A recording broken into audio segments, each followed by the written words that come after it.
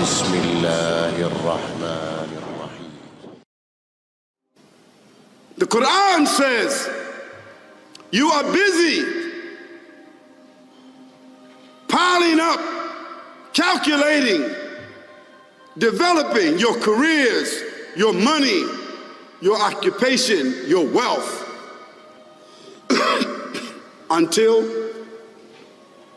you visit the graves. Think about it. When was the last time that you went to a funeral? Was it your mother? Was it your father? Was it your grandfather? Was it your uncle? Was it your cousin? Was it your friend? Was it your wife? Was it your husband? The last time that you visited the grave, when you went to a funeral and you saw that person whom you loved that was laughing, crying, live, boasting, wealthy, educated, denying, arrogant, whatever they were. What was the demeanor of the people when you walked in that funeral home? When that person was stretched out in their last suit? What was the demeanor? Were the people cracking jokes? Were they dancing? Were they clapping and singing songs? No. Silence. Melancholy. Trauma. Why? Because every person that walked in that room, seeing that person stretched out, the first thing they thought about was not the person. The first thing they thought about was that one day, this will be me. So Allah said, Alhaakumut takathur. All of us, all of you are engaged in running your mouths, doing your business, multiplying, buying houses, cars, business, whatever you're doing. And when you're told about God, religion, life, morality, you're saying, look, I ain't got no time for that. I got no time for that. I don't want to hear that. I don't even believe in God. Matter of fact, I don't even know if I'm going to die, and if I do, maybe I'm coming back again. As a matter of fact, science is so sophisticated that I think really that they're on the verge of being able to solve the whole thing of death soon. We ain't got to die. If we got enough money, we don't even have to die. See how arrogant people can be until they visit the funeral house. And then after you go to the funeral house, if you got the guts, if you're able to do so, you go to the grave. And now this is another scenario.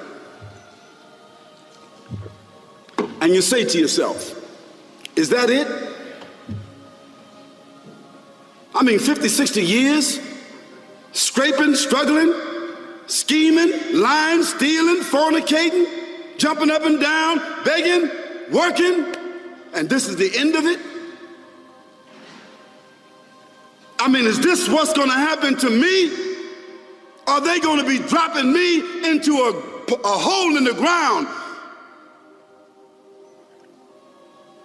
A hole in the ground, the same hole that a cat digs after it defecates. Just a little deeper.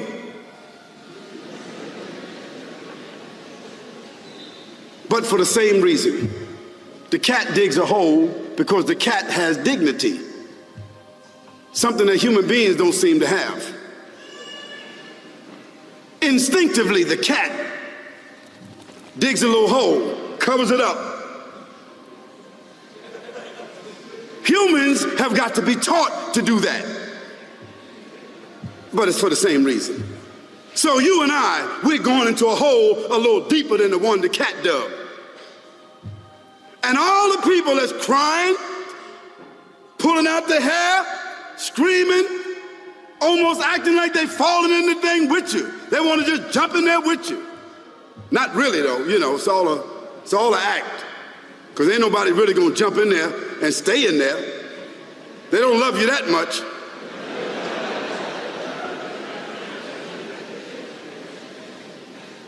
And then after all the shoveling get done, and they fill it up, and the box, you can't even see the box no more, the coffin that cost $5,000. I don't know what did they burn somebody in a $5,000 coffin for?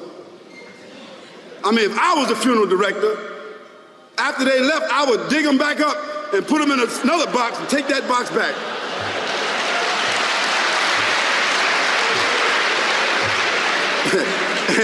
and honestly, I'm telling you, that's what they do. Yeah. So after all the money and all the drama, and they dig that hole and put you in there and cover you up, and everybody goes back to the place, go back to mama's house or daddy's house or whoever's house, and we cook some chicken or whatever it is, and we do a little dancing and drink some scotch and forget all about that person. Then we want the lawyer to come down talking about, divvying up the spoils. So if that woman who died had a husband, somebody else gonna marry him, you know that. And that man who died, that woman, in about 6 months or a year of grieving or whatever it is, she gonna come to understand that she needs somebody else to be with, so she gonna marry somebody. So that means if his suits are still in the closet and he can fit them, who gonna wear them? So it really means that after all this time, and the people walk away from that grave, it's over. What about that person in the grave? What's happening? Because you know and I know that death is almost like sleeping. Death is like sleeping. Your body is gone. Your body is dead. Your spirit is gone, but your consciousness is there. Yes, brothers and sisters, you and I are going to know when the people put us in that box and put us in the grave. We are going to know.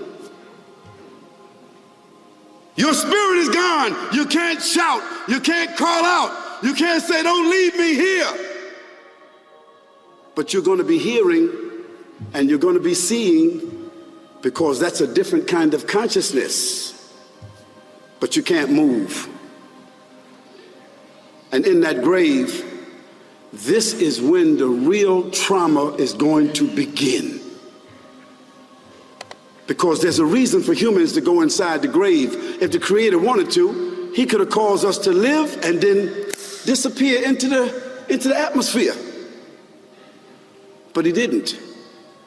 He caused us to go into another womb called the tomb. You started out in the womb of your mother, and you wind up in the womb of the earth called the tomb. From the womb to the tomb.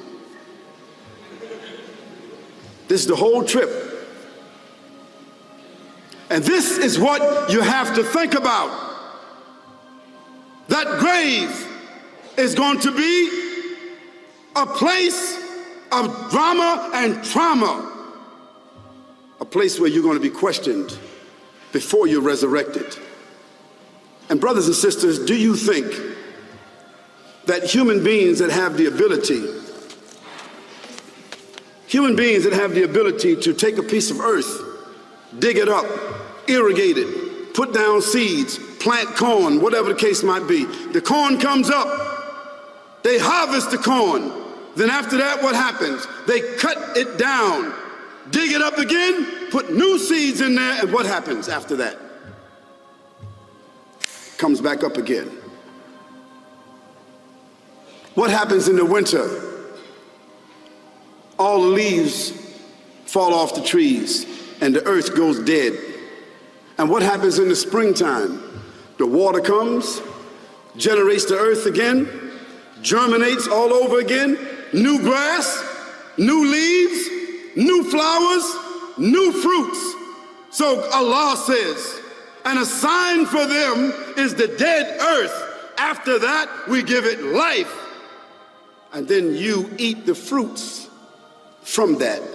So Allah says, the one who gave you life in the beginning, is he not able to give you life all over again in order to judge you? Yes, certainly. You may want to deny it because you don't want to be judged. بكيت وهل بكاء القلب يجدي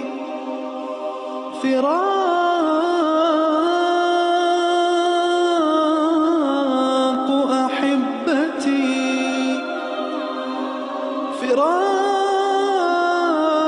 فراق أحبتي وحنين وجدي فما معنى الحياة فما معنى الحياة فما